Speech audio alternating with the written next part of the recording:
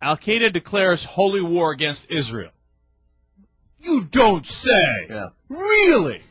I'm going to file that one under the no shit category. Yeah, I would think. And the funny thing is, like on Huffington Post, it was like the major headline for a long time. Yeah. I don't know.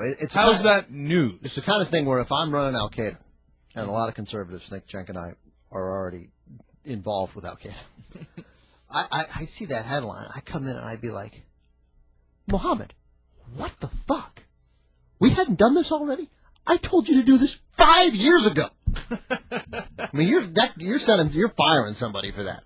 Or you fire the publicist. You say, hey, over here, we've been trying to do this for 20 years, and now you get the word out? Yeah, that's great. Good job. Good work.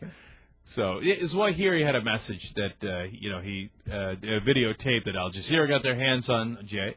And then they aired some of it, and in part of it he says, we declare holy war against Israel. Wow.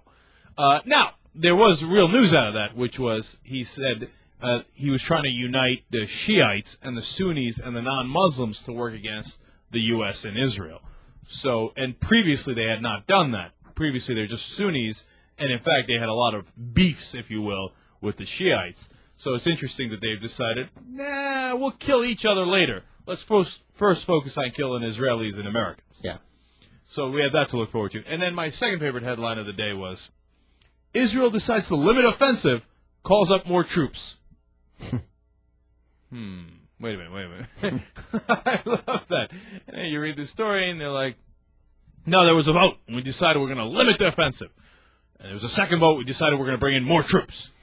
Israel's being more honest because the Hezbollah resistance is stiffer than they thought, and they've had to scale back their goals, and they're being honest about that, massively scale back their goals about what they're trying to do. So those things could actually both be true. Like, you know what, we have to scale back our goals, which means we're not only going to limit the offensive, but even to accomplish that, we need more people because this is not nearly as easy as we thought it was going to be. Right. Or the other possibility is, hey, listen, we don't want the war to get messier and broader, so let's do the PR of saying, don't worry, this is not a full-scale invasion. We are limiting our incursion into Lebanon, but secretly we need more troops. So there's nothing we can do about that. Put more troops in, but just say that we're not invading, because if you say that you're invading, the war just gets broader then you're invading. by its nature, and that's good on Israel's part to say that, because they at least have the sense to they don't want to send a message that they're invading Lebanon. Right, and they don't want to make the war broader, and I take that as a positive sign, because Syria, for example, has said,